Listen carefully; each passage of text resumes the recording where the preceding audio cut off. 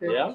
or whatever So you log in. so That is and I link will that you say share Bernardo, now. you're going Share live, it and to this it's chart 3, 2, 1. Bernardo, you're going live. That's and how we're send it to running me. this. Hey, how's it going? Yeah.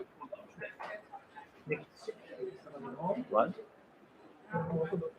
So, Oh, it doesn't burn. Okay. Yeah, you don't have to be and send the frontend. link to Eric as well. Only So now you know if what to do, you're right? here. Three, You Bernardo, you good? go live. Three, You're two, good. one. That's that you know I'm you gonna are live, right? wrap. So thumbs up or that's okay, right? So. There. There. Alina gaat hier zitten. Yeah. En de grens gaat dus hier. Niet met eerst als control. Okay. That's okay. Dan kan ik hier haar dingen laten zien. That's okay. That's okay. That's okay. I'm gonna mute.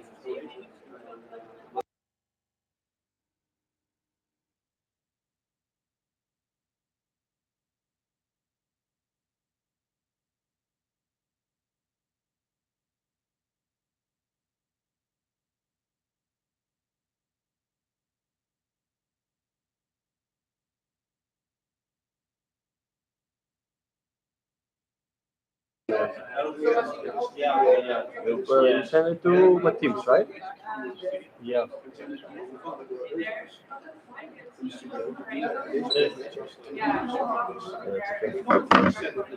Audio?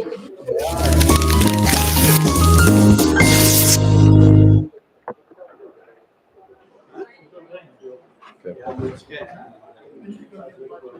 I'll mute again.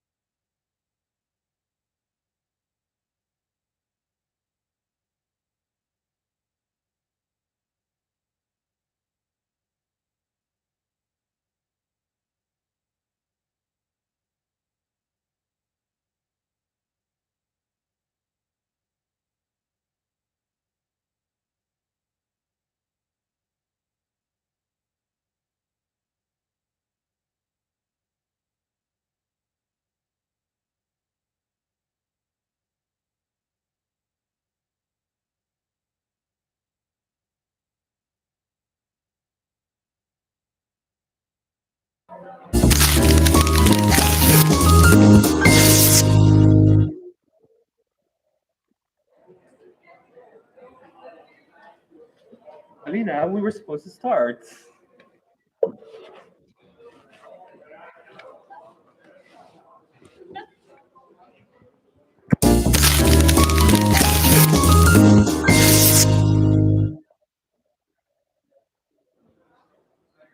Welcome to the Buas Lunchtime Show, where the hosts change faster than you can eat a sandwich. For this week, I'm your host, Alina.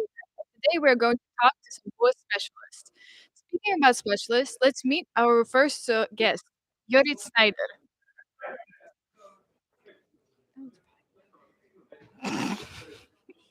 Jorit Snyder is an executive board member here at Breda University of Applied Sciences. He studied public administration in Leiden and got his first PhD in higher education policy studies at the University of Twente. Prior to Boas, he was a director and chairman at University College Roosevelt. That's it.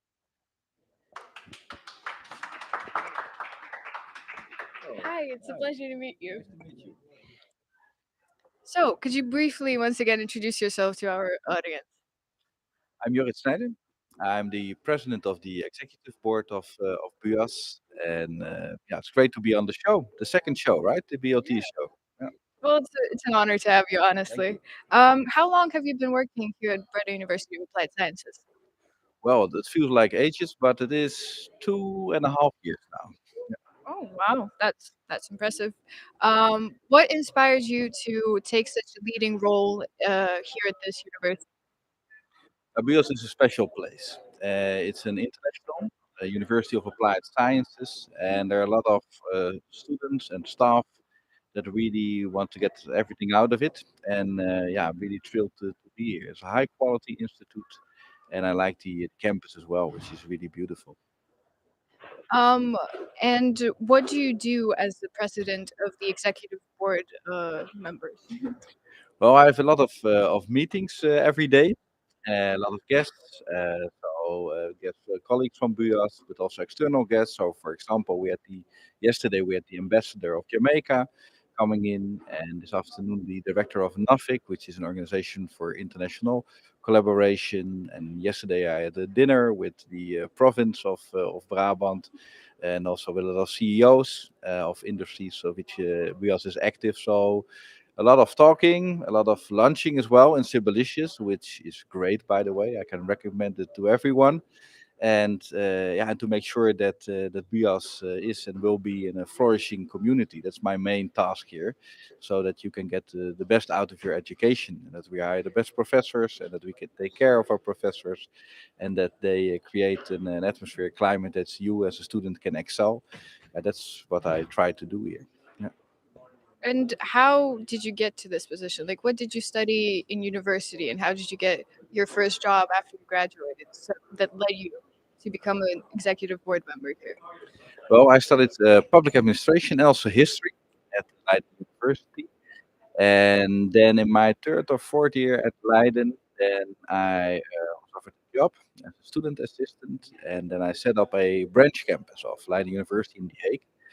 And that was my first work experience building an institute in higher education. And then, yeah, I really fell in love with education and higher education. So that made me to choose to work in the world of higher education. And then I became a assistant professor, lecturer of public administration at Leiden University. And then keep on, yeah, working in higher education. So setting up new institutes, also worked for the Ministry of Education for a couple of years at the Quality Assurance branch. So it has been higher education and also in an international context that I've been working for many, many years. And I started with a student assistantship, and that's yeah where a lot of you got a lot of experience there, and that I liked it very much. And I keep on doing this for already 25 years, something like that. Yeah. And what would you say is one of the biggest challenges that you see students having after graduating here? Well, the good news is that BUAS is really well connected to the world of work. So with the industries and the domains where we're working in, you see that there are a lot of opportunities to have placements, and especially after COVID, now we see more and more opportunities. When we had COVID, of course, it was more difficult to find a suitable work placement. But now we see that a lot of our students are connected, and I would really recommend students to go on to have an internship and pursue the jobs that you think that you like, and to have a taste of that. Because if you then really like it and there's a connection also with the company involved, yeah, then that's the best way of finding a job with via a work placement. So I can recommend that wholeheartedly. Well, thank you so much for coming. This was our first guest, Judith Snyder. Thank Give you. a round of Thank you. applause. Thank you. Great. Very good, guys.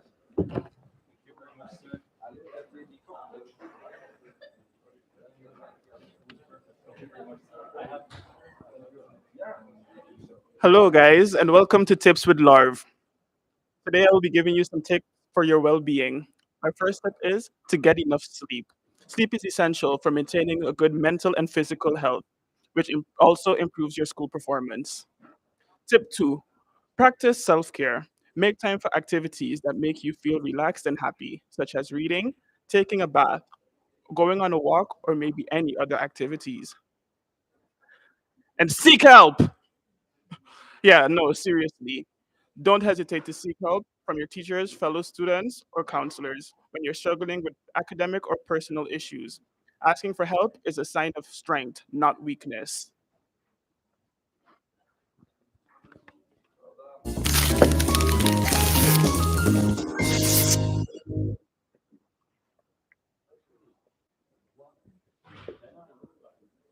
And now we're going to welcome our second guest, Annie. She is a third year creative business student from Moscow, Russia. Growing up, she dreamt about living abroad and speaking French and having a successful career. She is currently interested in marketing, and furthermore, she loves traveling, spending quality time with her friends, and more importantly, men of quality. Her goal is to become an independent and rich woman who can change the world and save our planet.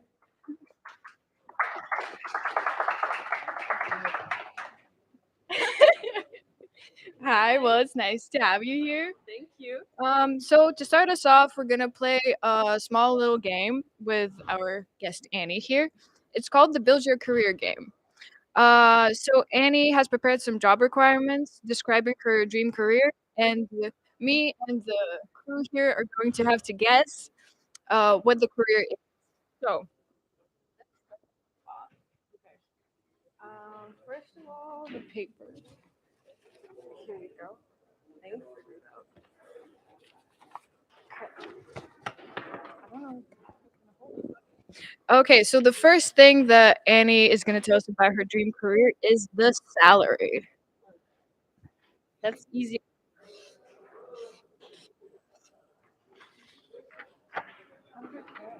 100K minimum. Minimum. Okay. Yep. Okay. The next thing is the location. So where is your future goal? This one is also easy.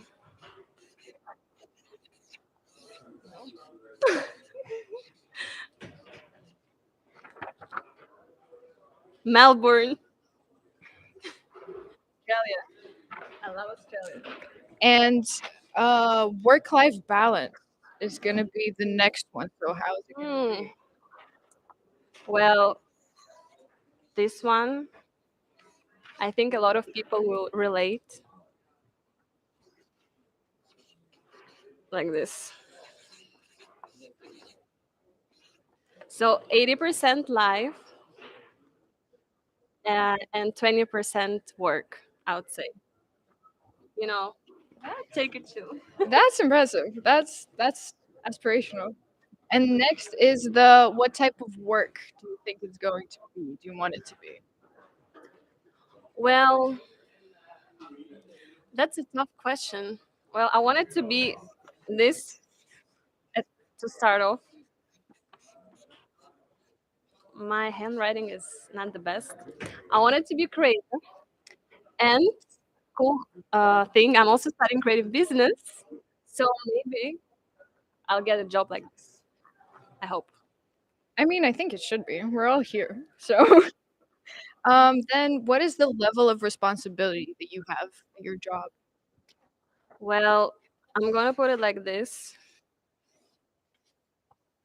24/7 involvement all the time. But it's really important job, I would say. Like the word couldn't exist without it. So 24/7 involvement, constantly on the go, constantly ready to work. And the last one is the company culture. I have one word: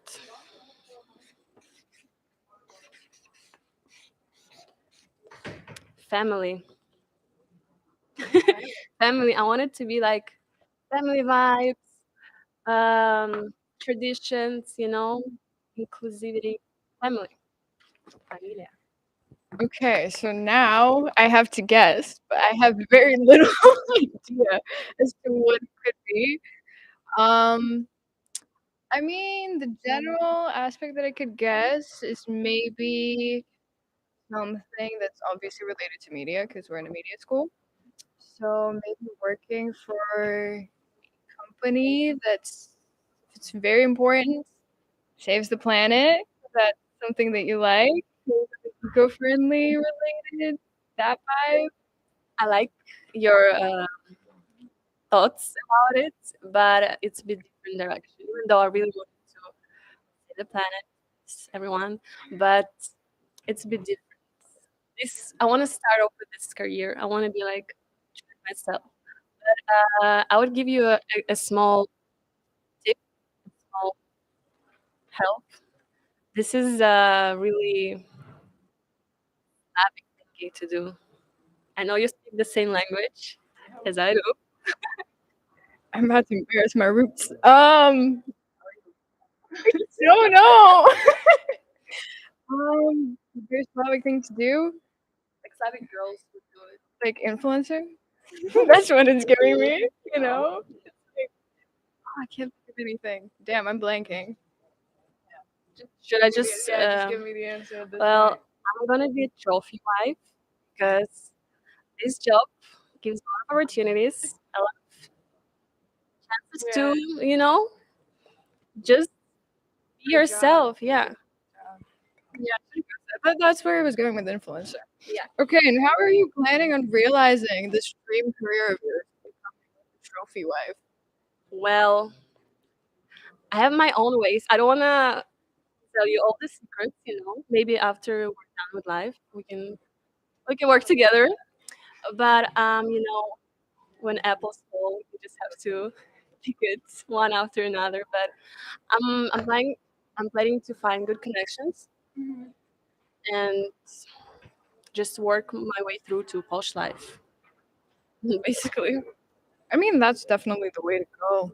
Is there any like particular media industry area that you would think that this could lead you to that goal? Well, yeah, I really like advertising, marketing.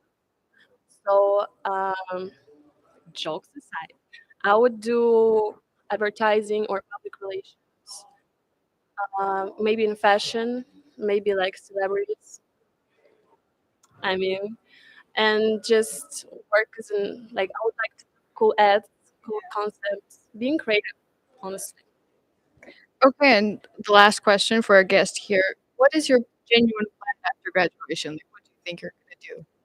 I think I'm gonna marry Australian man for passport to begin with, but I really want to graduate, find a job, and be successful, and just girl boss.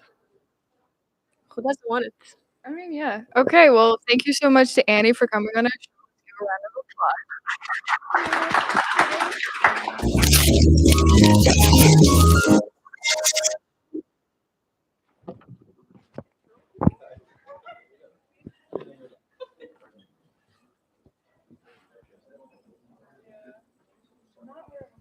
And welcome back to Tips with Larv. On this segment, we have pickup lines that are guaranteed to work.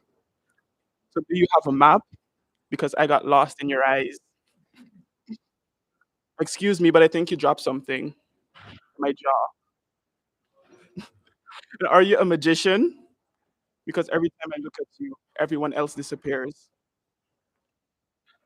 If I could rearrange the letters of the alphabet, I would put you and I together. Do you have a name, or can I call you mine? And if you were a vegetable, you'd be a cucumber. And that's it.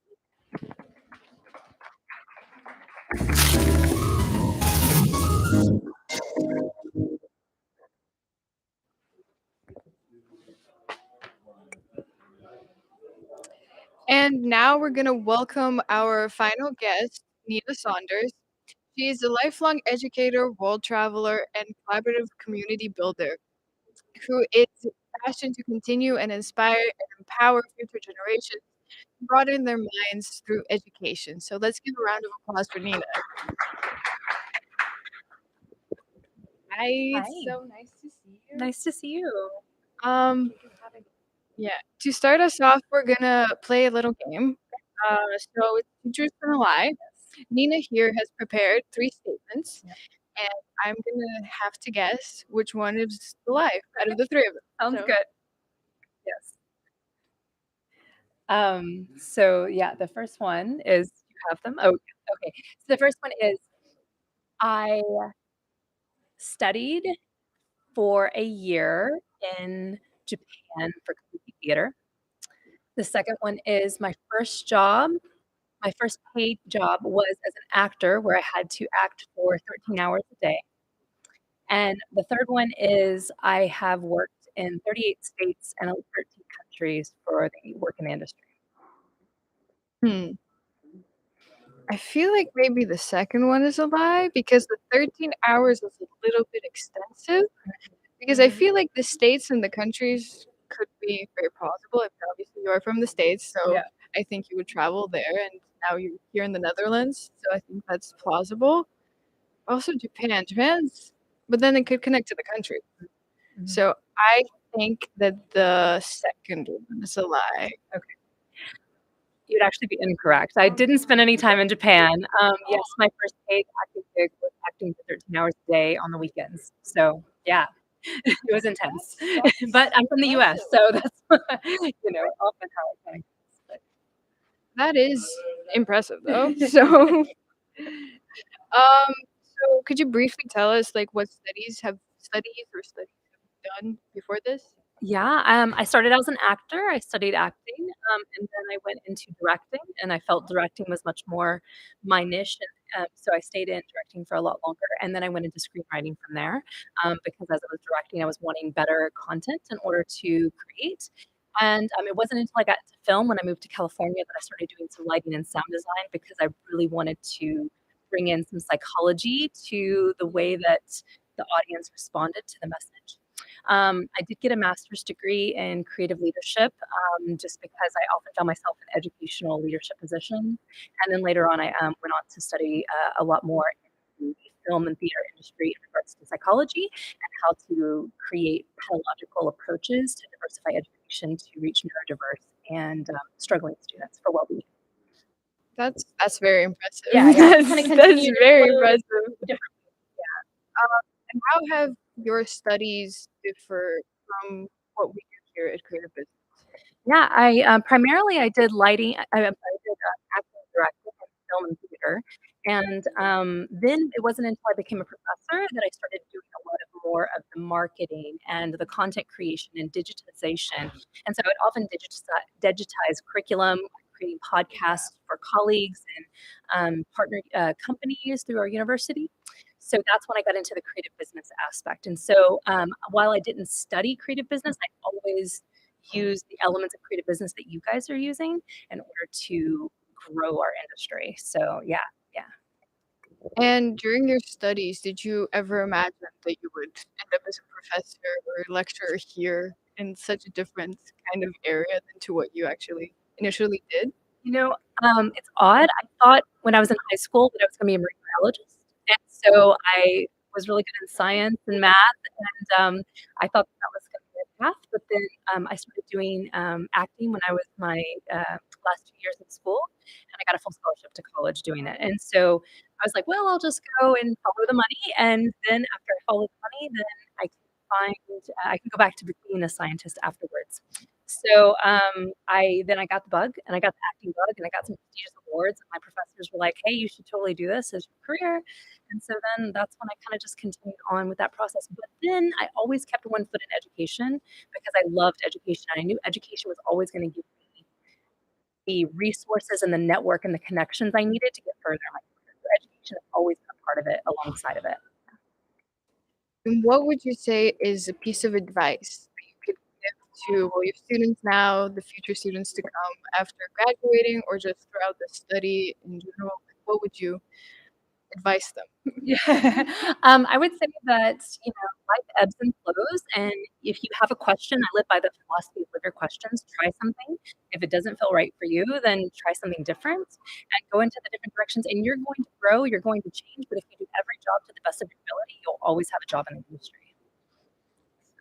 Is there any specific tips on how to get a job in the industry after this?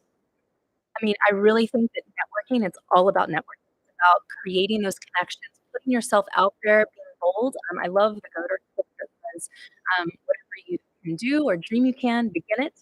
Boldness has genius, power, and magic to it, but you have to begin. You can't nobody's going to just hand you the jobs that you want. You have to know what you want and go after that with the full force, and you'll get it eventually in some way or another. And your life will always be what it's meant to be. It may not be what you want it to be in that moment. So just try to enjoy the journey.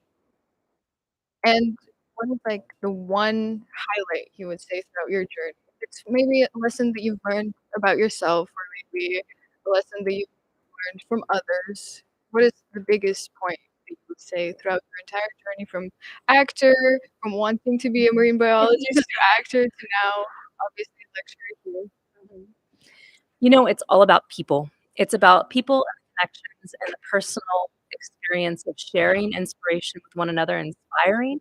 It's not so much about that title. It's not so much about that job. I mean, I had some very prestigious things that happened to me, and I felt like, okay, this is cool, but it wasn't everything. And the coolest part was whenever I made connections for students and inspired them to pursue their dreams, or seeing someone write a script and have it like change the way that they think about an issue or a topic and try to make the world a better place in those ways. So that's what I love about our industry. Okay, well, thank you overall. Thank you so much for coming. This was a lovely talk. Let's give a round of applause. Thank you.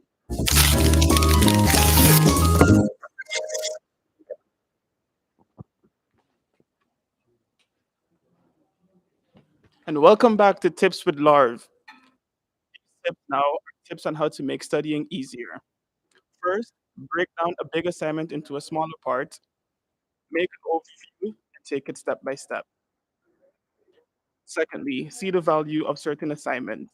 Try to find something that doesn't look fun and see what you can learn from it.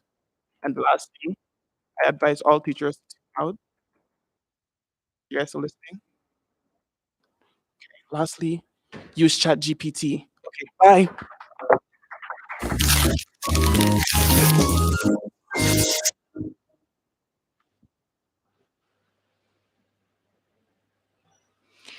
Well, this was the show already. Thank you so much for tuning in this week. I really want to thank all of our special guests for taking the time today to share their insights. And hopefully, all of you guys watching our show have a better overview of what to do after you graduate from BUAS. I was Alina Babrova. Thank you so much for watching the show and have a wonderful day.